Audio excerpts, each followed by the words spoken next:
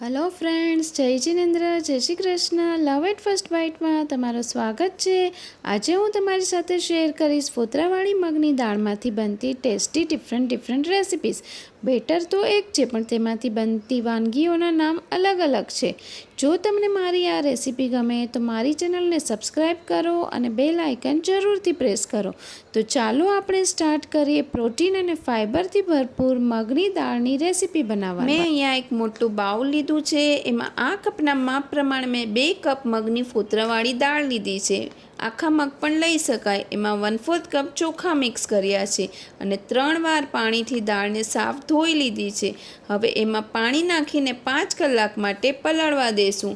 जो दाळने गरम पाणीमां पलाळशो तो 2 થી 3 कलाकमां ज दाळ पलળી जशे अने हवे एने ढांकीने एक बाजू पर रहेवा देशुं।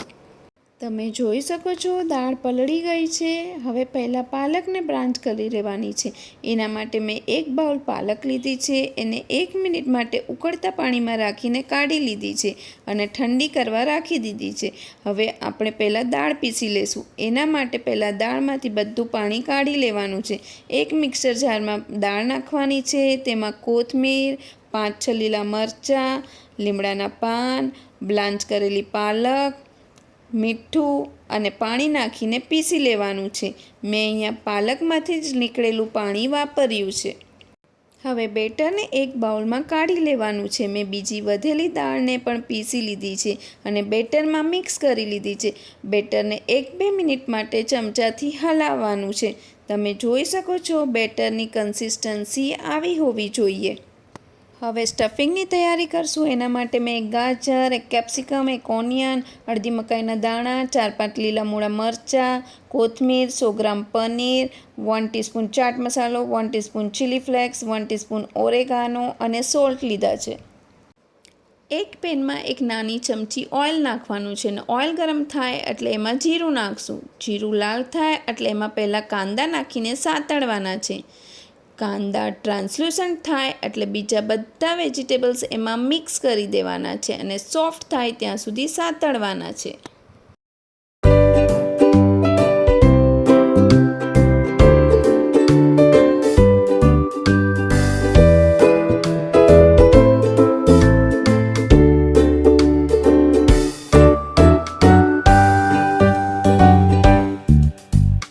વેજીટેબલ્સના ભાગનું મીઠું નાખીને બધું મિક્સ કરશું। મીઠું પહેલાંથી નહીં નાખવું ને તો પછી વેજીટેબલ્સમાંથી પાણી છૂટશે। હવે એમાં પનીર નાખશું। પનીરના ભાગનું મીઠું, ઓરેગાનો, ચીલી ફ્લેક્સ, ચાટ મસાલો અને કોથમીર નાખીને બધું મિક્સ કરશું।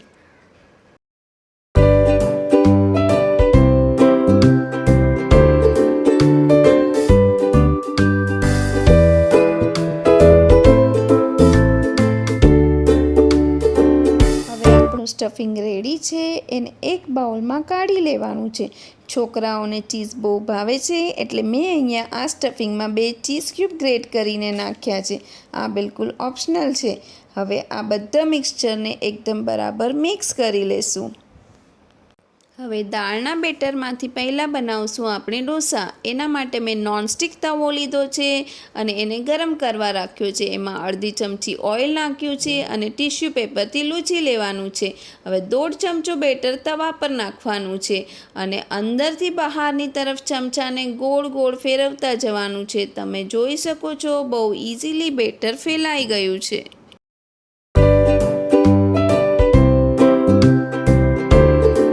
ડોસો ક્રિસ્પી જોઈતો હોય તો તવા પર બેટર ઓછું લઈને થીન લેયર પાથરવું। જો પુડલા જેવો નરમ જોઈતો હોય તો બેટર વધારે લઈને થીક લેયર પાથરવું।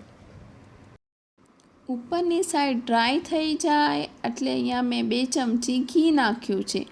ઓઇલ કે બટર પણ વાપરી શકાય।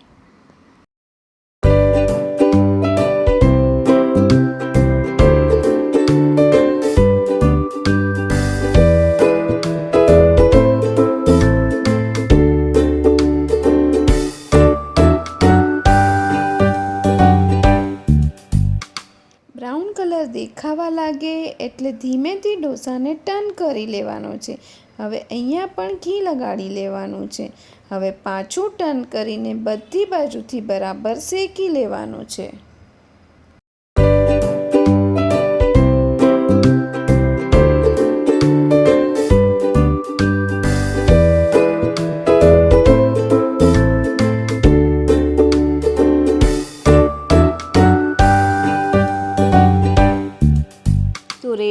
આપણા ક્રિસ્પી ઢોસા।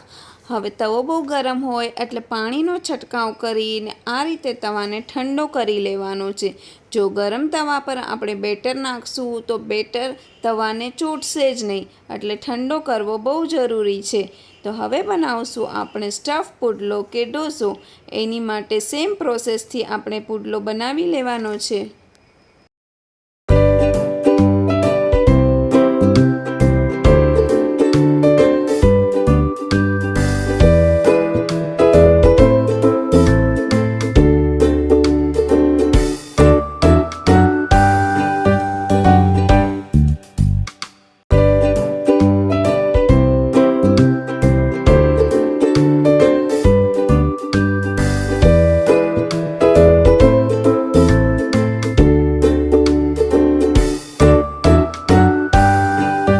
જોઈ શકો છો કે મેં તૈયાર કરેલું સ્ટફિંગ આવી રીતે એક સાઈડ રાખી દીધું છે અને બંને બાજુથી પુડલાને ફોલ્ડ કરી દીધું છે। તો રેડી છે આપણા સ્ટફ પુડલા કે ઢોસા। હવે સેમ પ્રોસેસથી તવાને ઠંડો કરી લેવાનો છે। હવે બનાવશું આપણે ઉત્તપ્પા। હવે મેં 1 ચમચો બેટર લીધું છે અને એની આવી રીતે નાની સાઇઝમાં ફેલાવી દીધું છે। ઉત્તપ્પાની સાઇઝ નાની અને થોડો થીક હોય છે। હવે આપણે તૈયાર કરેલું સ્ટફિંગ એના પર પાથરશું। સ્ટફિંગને સ્પેચ્યુલાની મદદથી પ્રેસ કરી દેશું, તેથી તે અંદર બરાબર બેસી જાય। આ પ્રોસેસ બેટર ડ્રાય થાય એની પહેલાં જ કરી લેવાનું છે। હવે એના પર ઘી નાખશું અને થોડી વાર પછી ટર્ન કરી દેશું। હવે બીજી સાઈડ ઘી લગાડશું અને થોડી વાર પછી પાછું ટર્ન કરી લેશું। એકદમ સરસ બ્રાઉન કલર આવી ગયો છે, તો આપણો ઉત્તપ્પા રેડી છે। તો આ એક બેટરમાંથી ઢોસા, સ્ટફ પુડલા અને ઉત્તપ્પા આપણે રેડી કર્યા છે। તો છે ને, બેટર તો એક છે પણ એમાંથી બનતી વાનગીઓ અનેક છે। તમે આ નાસ્તાને બાળકોને લંચ બોક્સમાં આપી શકો છો, મોર્નિંગમાં બ્રેકફાસ્ટ માટે બનાવી શકો છો અને રાતે ડિનરમાં પણ બનાવી શકાય। જો તમને મારી આ રેસીપી ગમી હોય તો લાઈક કરો, શેર કરો, કમેન્ટ કરો અને મારી ચેનલને સબસ્ક્રાઈબ કરો અને આવા નવા વિડીયો જોવા માટે બેલ આઇકન જરૂરથી પ્રેસ કરો। Thank you.